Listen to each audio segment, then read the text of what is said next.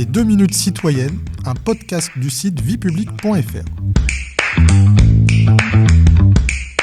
Bonjour à tous, je suis Guillemette, rédactrice pour le site viepublique.fr et je vais aujourd'hui vous expliquer comment est organisé et composé le Parlement en France et quelles sont ses missions et ses pouvoirs. Comment le Parlement s'organise-t-il ?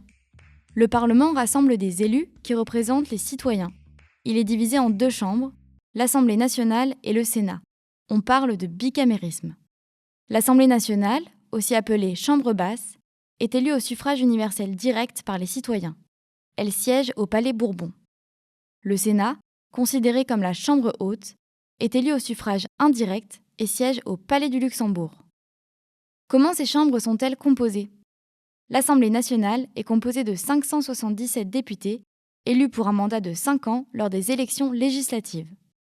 Le Sénat, quant à lui, est composé de 348 sénateurs, élus pour 6 ans par un collège électoral. Il est renouvelé par moitié tous les 3 ans.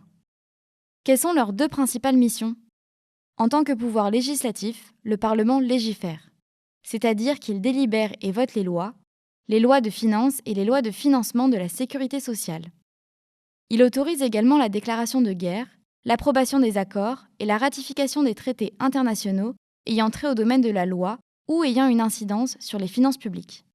Le Parlement joue également un rôle de contre-pouvoir. Les députés et les sénateurs peuvent en effet créer des commissions d'enquête et des missions d'information parlementaires pour contrôler l'action du gouvernement.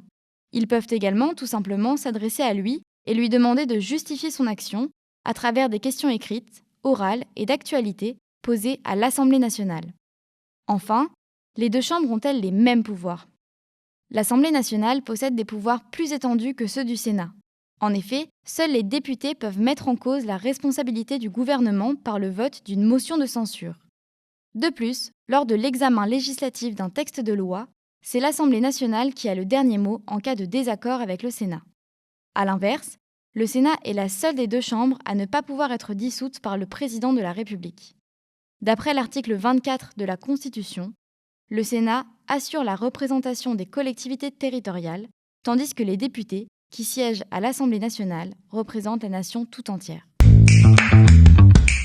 Vous pouvez réécouter ce podcast et toutes nos séries sur vos plateformes préférées et notre chaîne YouTube. N'hésitez pas à vous y abonner. Et pour en savoir plus, rendez-vous sur notre site internet viepublique.fr et nos réseaux sociaux. On se retrouve très bientôt. Au revoir à tous.